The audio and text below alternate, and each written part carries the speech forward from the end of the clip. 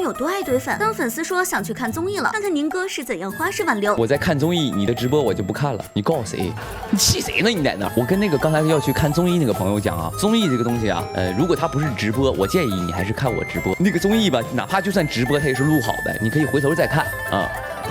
但我的直播是不是录好的？我现场就跟你俩互动，还可以怼你。被喊大儿子，他的反应我笑了。有人说好的，谢谢儿子。我发现有些人就是，我跟你讲，你就是没挨过社会毒打。你要有我这么个大儿子，你真的是你得修了8辈的夫妻。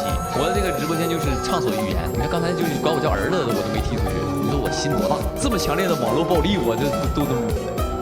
我是宝宝。粉丝夸宁哥打呼噜的声音是最好听的。你快闭嘴吧！打呼噜这个声音还有好听与分不好听啊？这呼噜这个东西还是有旋律的，是吗？这个就是胸腔共鸣比较多，这是胸腔共鸣。鼻音比较重是这样的，头腔比较重是这样的。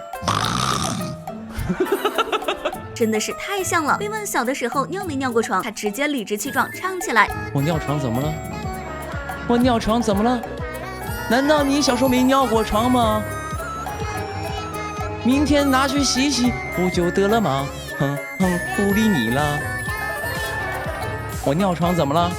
宁哥上一秒给粉丝吹彩虹屁。能喜欢我的这些粉丝呢，都不是一般人，因为他们就是超脱了那种世俗的东西，他们已经就是你们都是神仙，你不是菩萨，我再给你磕一个，保佑我。没想到下一秒变回原样。有朋友小仙女啊，这个倒没想到，你也没必要往自己脸贴金。被劝不要熬夜了，朋友劝我别熬夜了是吧？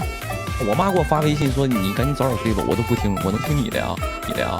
刚被说看够了，真傲娇样，真是太可爱了。看够了啊！我从2个角度，就是2种人格来给你解释一下这个看够了这个词啊。